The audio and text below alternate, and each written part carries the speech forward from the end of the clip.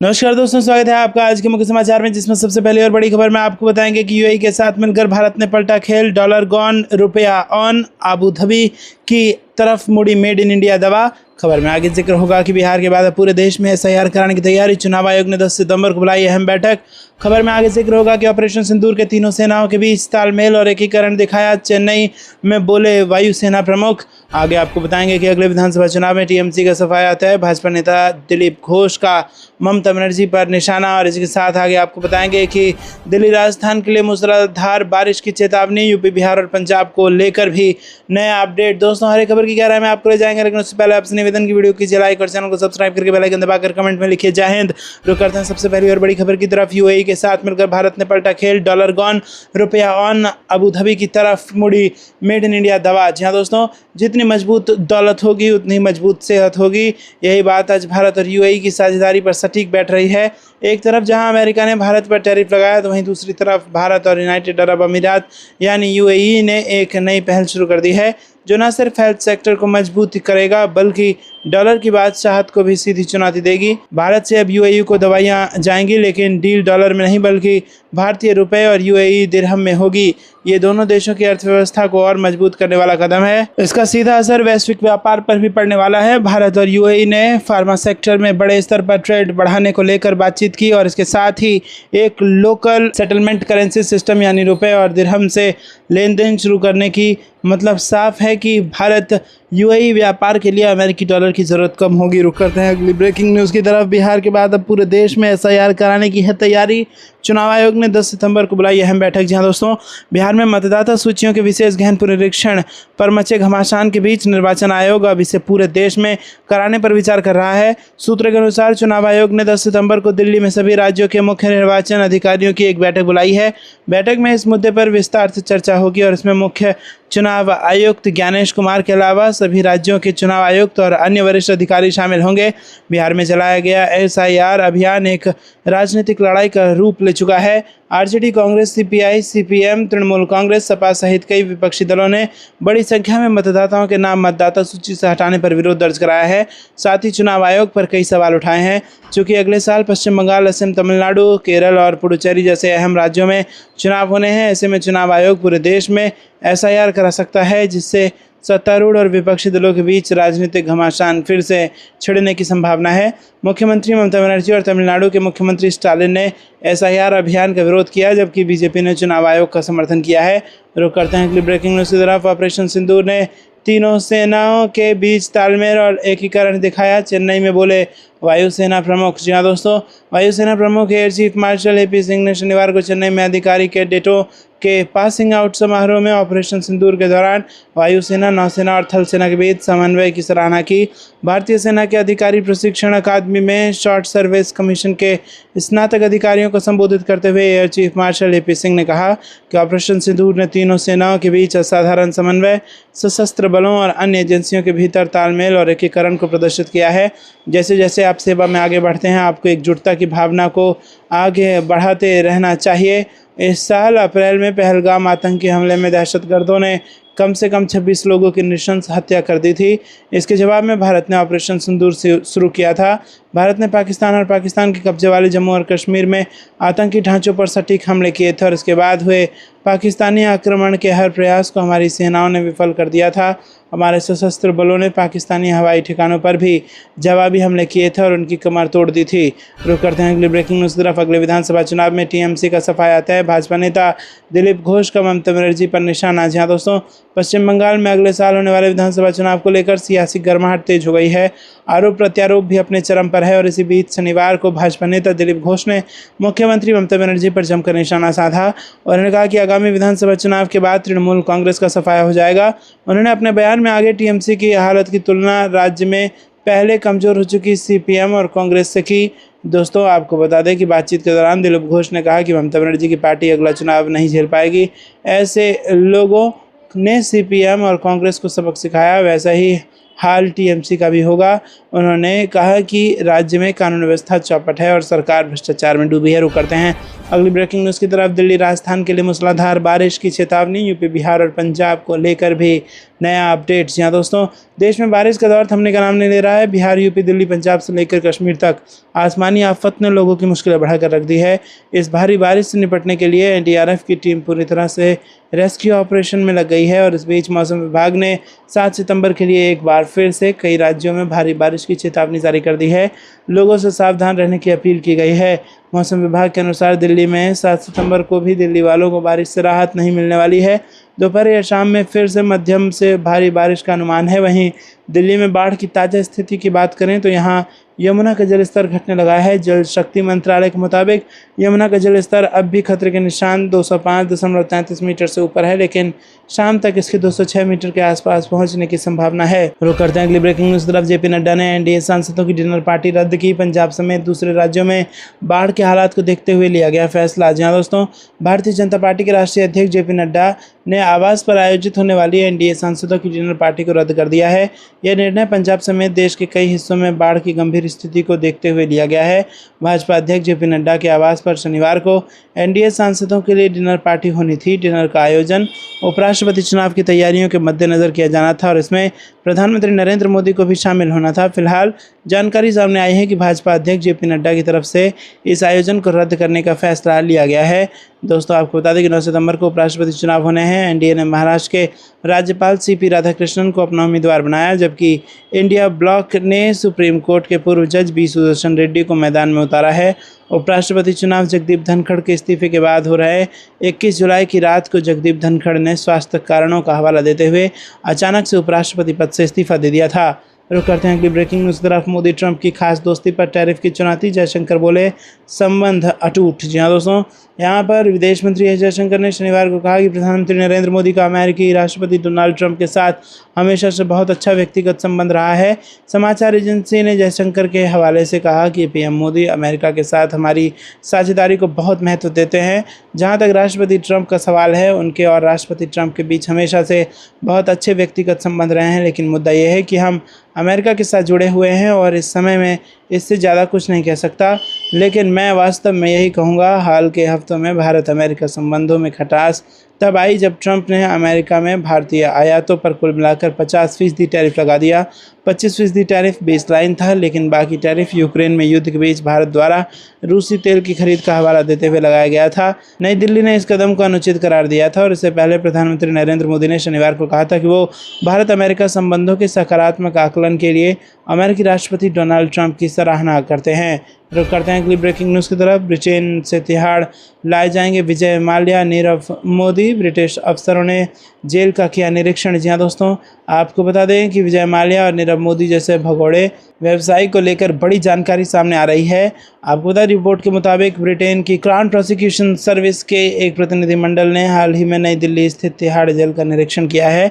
उम्मीद लगाई जा रही है कि ब्रिटिश सरकार इन दोनों व्यवसायी को जल्द ही प्रत्यर्पण करने की मंजूरी दे सकती है। मामले से परिचित लोगों के अनुसार सीपीएस टीम ने तिहाड़ के उच्च सुरक्षा वार्ड का दौरा किया और कैदियों से बातचीत की। भारतीय अधिकारियों ने प्रतिनिधिमंडल को आश्वासन दिया कि भारत लाए गए अंतर्राष्ट्रीय भगोड़ों को सुरक्षित परिस्थितियों में रखा जाएगा और ज़रूरत पड़ने पर जेल के अंदर हाई प्रोफाइल कैदियों के लिए एक विशेष एनक्लेव बनाया जा सकता है। इसी के साथ ये निरीक्षण ब्रिटिश अदालतों द्वारा पूर्व में उठाई गई बार बार आपत्तियों की पृष्ठभूमि में किया जा रहा है, जिन्होंने जेल की स्थितियों का हवाला देते हुए भारत के प्रत्यर्पण अनुरोधों को खारिज कर दिया था। इन बाधाओं को दूर करने के लिए भारत ने गारंटी दी है कि हिरासत में किसी भी आरोपी से अवैध पूछताछ नहीं की जाएगी। वर्तमान में भारत के 178 प्रत्यर्पण अनुरोध विदेश में लंबित हैं, जिनमें से लगभग 20 यूनाइटेड किंगडम के पास हैं और इनमें हथियार डीलरों और खालिस्तानी समूहों से जुड़े व्यक्तियों के मामले शामिल हैं। रुक करते हैं अगली ब्रेकिंग न्यूज़ की तरफ। देशी हाइपरसोनिक मिसाइलों और एआई सिस्टम, रक्षा मंत्रालय की डिमांड लिस्ट में इन हथियारों पर फोकस। जहाँ दोस्तों, रक्षा मंत्रालय ने घरेलू उद्योग के लिए एक नई योजना जारी की है जो अगले 15 सालों में रक्षा क्षेत्र में होने वाले विकास पर फोकस है। इसमें hypersonic missile, stealth bomber, drone, AI से चलने वाले हथियार, एआई पावर लेज़र और परमाणु ऊर्जा से चलने वाले युद्धपोत शामिल हैं। इस योजना का मकसद भारतीय सेना को भविष्य के लिए तैयार करना है, साथ ही घरेलू उद्योगों को रक्षा उत्पादन में आत्मनिर्भर बनाना है। भारतीय सेना में 14 लाख से अधिक सैनिक हैं और उनकी ज़रूरतों को पूरा करने के लिए ये योजना बनाई गई है। मंत्रालय का कहना है कि इससे प्राइवेट इंडस्ट्री को रिसर्च और डेवलपमेंट में मदद मिलेगी और वो प्रोडक्शन लाइन और असेंबली स्थापित कर सकेंगे। इससे सेना की ज़रूरतें समय पर पूरी हो सकेंगी और इस योजना में 200 से अधिक हथियार और तकनीकें शामिल हैं। आपको ये कुछ लगता है कमेंट में बताइए। वीडियो को लाइक नहीं किया तो लाइक जरूर कीजिएगा। रुक करते हैं अगली ब्रेकिंग न्यूज़ की तरफ। भारत चीन को धमकाना बंद करें, पहले बात करने का तरीका सीखें। एससीओ समिट के तुरंत बाद पुतिन ने ट्रंप को दी चेतावनी। जी हाँ दोस्तों, भारत चीन पर टैरिफ और प्रतिबंधों के जरिए दबाव बनाने की कोशिश करने वाले अमेरिकी राष्ट्रपति डोनाल्ड ट्रंप को रूस के राष्ट्रपति व्लादिमीर ने करारा जवाब दिया है। उन्होंने अमेरिका को आगाह करते हुए कहा है कि आप भारत और चीन के साथ ऐसे बात नहीं कर सकते हैं। बता दें कि हाल ही में संघीय सहयोग संगठन समिट के दौरान पुतिन ने भारत के प्रधानमंत्री नरेंद्र मोदी और चीनी राष्ट्रपति शी जिनपिंग के साथ बैठक की थी। रुक करते हैं अगली ब्रेकिंग न्यूज़ की तरफ। अमेरिका ने भारत से मुंह तोड़ा तो मोदी सरकार उठाने जा रही है खास कदम, निर्यातकों की मदद की है तैयारी। जी हाँ दोस्तों, यहाँ पर केंद्र सरकार गुड्स एंड सर्विसेज टैक्स को तर्कसंगत बनाने के बाद अब अमेरिकी टैरिफ से प्रभावित निर्यातकों की मदद करने के लिए तैयार है। सूत्रों के अनुसार राष्ट्रपति डोनाल्ड ट्रंप द्वारा लगाए गए 50% टैरिफ से प्रभावित क्षेत्रों के लिए जल्द ही कुछ योजनाएं घोषित की जा सकती हैं। इन योजनाओं का मकसद छोटे निर्यातकों की नकदी की समस्या को दूर करना, वर्किंग कैपिटल पर दबाव कम करना, नौकरी की सुरक्षा सुनिश्चित करना और नए बाजारों की खोज करते समय उत्पादन को जारी रखना है। सूत्रों के हवाले से बताया गया है कि सरकार कोविड-19 महामारी के दौरान छोटे उद्योगों को दी गई सहायता को समान एक मॉडल पर काम कर रही है। इसके साथ ही केंद्रीय बजट में घोषित एक्सपोर्ट प्रमोशन मिशन को शुरू करने के प्रयास भी जारी हैं। सूत्रों के मुताबिक सरकार उन क्षेत्रों पर ध्यान केंद्रित कर रही है जो अमेरिकी टैरिफ से सबसे ज़्यादा प्रभावित हैं और इनमें टेक्सटाइल, कपड़े, रत्न और आभूषण जैसे उद्योग शामिल हैं। उन उद्योगों के निर्यातक प्रतिस्पर्धा में बने रहने के लिए संघर्ष कर रहे हैं। रुक करते हैं अगली ब्रेकिंग न्यूज़ की तरफ। पाकिस्तान को लेकर सीएम योगी की भविष्यवाणी, बोले बहुत जल्द खत्म होने वाला है वजूद। जी हाँ दोस्तों, उत्तर प्रदेश के मुख्यमंत्री योगी आदित्यनाथ का पाकिस्तान को लेकर बड़ा बयान सामने आया। उन्होंने एक सभा के दौरान मंच से पाकिस्तान पर निशाना साधा। सीएम योगी ने उस दौरान बड़ी भविष्यवाणी करते हुए कहा कि बहुत जल्द पाकिस्तान का वजूद खत्म होने वाला है। सीएम योगी ने कहा कि अराजक राष्ट्र की स्थिति वैसी ही होती है जैसी पाकिस्तान की है। उन्होंने कहा कि पाकिस्तान पूरी तरह से अंदर से खोखला हो चुका है, अस्त व्यस्त हो चुका है। ये अराजकता किसी भी राष्ट्र को दुर्गति के कगार पर ले जाकर उसके अस्तित्व के सामने प्रश्न चिन्ह खड़ा कर सकता है। सीएम योगी ने कहा कि आचार्य चाणक्य ने एक बात कही थी कि किसी भी राष्ट्र में अगर आंतरिक रूप से उपद्रव हो तो वो राष्ट्र अराजक कहलाता है।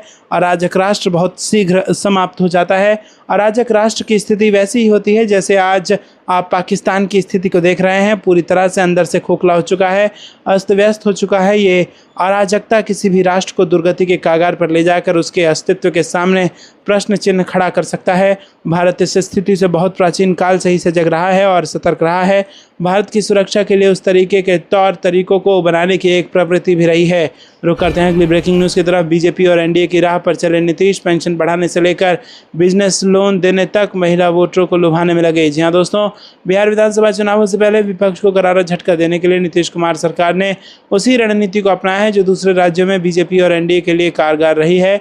महिलाओं के लिए कई योजनाओं की घोषणा जो एक निर्णायक भूमिका में है और जिसके बारे में माना जाता है कि इस वर्ग ने ही महाराष्ट्र और मध्य प्रदेश जैसे राज्यों के चुनावों में बड़ा उलटफेर कर दिया। अपने गढ़ को सुरक्षित बनाए रखने की उम्मीद में नीतीश ने लगभग 3 महीने पहले ही काम शुरू कर दिया था। कैबिनेट ने फैसला किया कि बुजुर्गों, विधवाओं और दिव्यांगों की मासिक पेंशन 400 रुपये से बढ़ाकर 1100 रुपये कर दी जाएगी। 11 जुलाई को इस बढ़ी हुई पेंशन की पहली किस्त जो कुल 1227 करोड़ रुपए से ज़्यादा थी वो सीधे 1.11 करोड़ लोगों के खातों में भेजी गई। सरकारी आंकड़ों के मुताबिक इन पेंशन पाने वालों में लगभग 54.5% महिलाएं हैं। रुक करते हैं अगली ब्रेकिंग न्यूज़ की तरफ।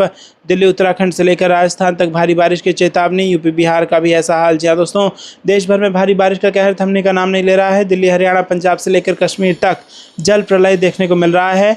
आम लोगों का जनजीवन बेहद मुश्किल दौर से गुजर रहा है और बाढ़ और भारी बारिश के कारण सिर्फ उत्तर भारत में 500 से अधिक लोगों की मौत हो गई है। इस बीच मौसम विभाग ने एक बार फिर से टेंशन भरा अलर्ट जारी कर दिया है। दोस्तों, दिल्ली एनसीआर में 6 सितंबर को भी मध्यम से लेकर भारी बारिश की चेतावनी जारी की गई है। लोगों को इस दौरान सतर्क रहने के लिए कहा गया है और इस बीच दिल्ली में बाढ़ ने लोगों की मुश्किलें बढ़ाकर रख दी है। आईटीओ, लक्ष्मीनगर, गीता कॉलोनी के एरिया में सड़क किनारे राहत शिविर लगाए जा रहे हैं ताकि लोगों को निचले इलाके से सुरक्षित निकालकर सहायता पहुंचाई जा सके। रुख करते हैं अगली ब्रेकिंग न्यूज़ की तरफ। बिहार में मुख्यमंत्री की वैकेंसी नहीं, नीतीश कुमार ही रहेंगे सीएम, चिराग पासवान ने दिया बड़ा बयान। जी हाँ दोस्तों, वैशाली जिले के राजपाकर में पहुंचे केंद्रीय मंत्री चिराग पासवान ने विपक्ष पर जोरदार हमला बोला और उन्होंने कहा कि विपक्ष हमेशा वोटर लिस्ट में गड़बड़ी का आरोप लगाता है और जब उसमें सुधार किया जाता है तब भी सवाल उठाता है। चिराग पासवान ने तंज कसते हुए कहा कि चित भी मेरी और पट भी मेरी, ये तरीका नहीं चल सकता। रुख करते हैं अगली ब्रेकिंग न्यूज़ की तरफ। लखनऊ की सूरत बदलने की कवायद शुरू, 6 जिलों को मिलाकर यूपीएससीआर से विकास को लगेंगे नए पंख। जी हाँ दोस्तों, यहाँ पर उत्तर प्रदेश सरकार राजधानी लखनऊ समेत 6 जिलों को मिलाकर Uttar Pradesh state capital region विकसित करने जा रही है। इस महत्वाकांक्षी योजना के तहत क्षेत्र की जनसंख्या और उसकी बसावट को आधार बनाकर विकास का खाका खींचा जाएगा और इसमें अवस्थापना विकास, किफ़ायती आवास, शिक्षा, स्वास्थ्य और रोजगार परक परियोजनाओं को प्राथमिकता दी जाएगी। साथ ही पर्यटन और कृषि जैसे क्षेत्रों में भी संभावनाओं को पंख देने की तैयारी है। गुरुवार को लखनऊ विकास प्राधिकरण की अध्यक्ष एवं मंडलायुक्त डॉक्टर रोशन जैकब की अध्यक्षता में रीजनल प्लान की प्रथम सर्वे रिपोर्ट को प्रेजेंटेशन दिया गया और इस दौरान एलडीए उपाध्यक्ष प्रथमेश कुमार, मुख्य नगर नियोजक के गौतम, वित्त नियंत्रक दीपक सिंह समेत विभिन्न विभागों के अधिकारी और कंसल्टेंट मौजूद रहे। रुख करते हैं अगली ब्रेकिंग न्यूज़ की तरफ। बयानबाजी से बचें, जमीनी स्तर पर करें काम, बिहार भाजपा कोर ग्रुप की बैठक में अमित शाह की नसीहत। जी हाँ दोस्तों, बिहार में इस साल के अंत तक विधानसभा के चुनाव होने हैं, इसलिए राजनीतिक पार्टियों ने अपनी अपनी तैयारियां तेज कर दी है। ऐसे में गृह मंत्री अमित शाह ने बिहार भाजपा कोर ग्रुप की बैठक में प्रदेश के नेताओं को बेवजह की बयानबाजी से बचने और विपक्षी महागठबंधन के मुद्दे के खिलाफ जमीनी स्तर पर सक्रिय अभियान चलाने की नसीहत दी है। कोर ग्रुप की बैठक में शाह ने साफ कर दिया है कि इस बार उम्मीदवारों के चयन में स्थानीय कार्यकर्ताओं की भावनाओं को पहली प्राथमिकता मिलेगी। उन्होंने राज्य इकाई को जल्द से जल्द चुनाव अभियान समिति गठित करने, सभी विधानसभा सीटों पर सक्रियता बढ़ाने का भी निर्देश दिया है। रुख करते हैं अगली ब्रेकिंग न्यूज़ की तरफ। बलूच विद्रोहियों की दिलेरी से बौखलाए असीम मुनीर, बलूचिस्तान में उतारे टैंक, बेगुनाहों का खून बहाने की तैयारी। जी हाँ दोस्तों, पाकिस्तान के बलूचिस्तान प्रांत में सेना और अलगाववादी विद्रोही गुट के बीच तनाव खतरनाक स्तर पर पहुंच रहा है। अलगाववादियों के हमले के सामने खुद को बेबस पा रही पाकिस्तान आर्मी ने इस क्षेत्र में टैंक उतार दिए हैं। बलूचिस्तान में टैंकों के इस्तेमाल पर स्थानीय नागरिकों और मानवाधिकार कार्यकर्ताओं ने चिंता जताई। बलूच लोगों के लिए काम कर रहे संगठनों का कहना है कि शहर में टैंक भेजने का मतलब यह है कि आर्मी चीफ असीम मुनीर और पीएम शहबाज शरीफ निर्दोष लोगों की जान लेने की तैयारी में हैं। स्वायत्त बलूचिस्तान की मांग करने वाले फ्री बलूच मूवमेंट के मीर यार बलूच ने शुक्रवार को एक वीडियो जारी किया है। एक्स पर साझा किए गए इस वीडियो में टैंकों को सड़कों पर चलते हुए देखा जा सकता है। मीर ने लिखा है कि लगातार अपमान के बाद बलूचिस्तान की जनता को आतंकित करने के लिए पाकिस्तानी सेना सड़कों पर अपने टैंकों के साथ उतर आई है।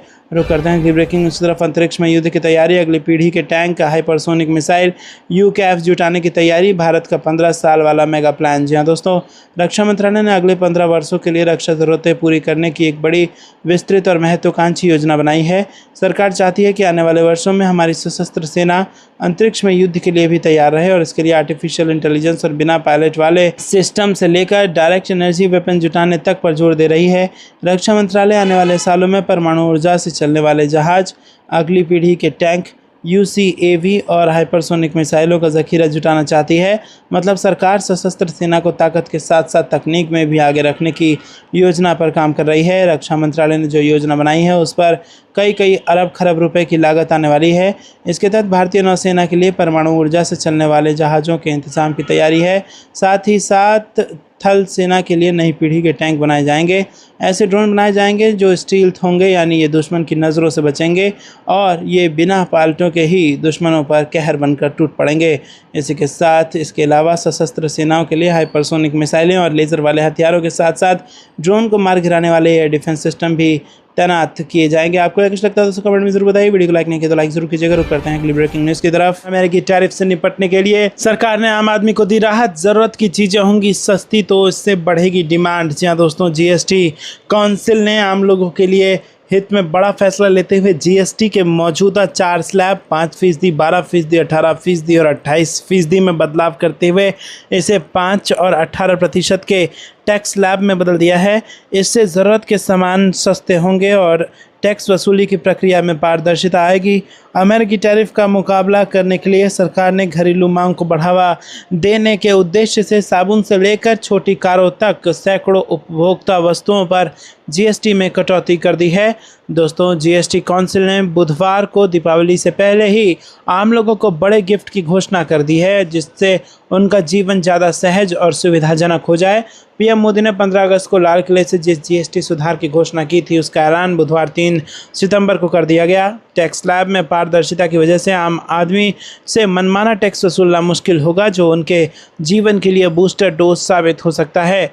दोस्तों आपको बता दें कि जीएसटी परिषद सभी नागरिकों के जीवन को बेहतर बनाने के लिए जीएसटी सुधारों की घोषणा जीएसटी परिषद ने की है, जिसमें अब टैक्स की 5 और 8% की 2 स्तरीय संरचना होगी, जो 22 सितंबर से लागू होगी।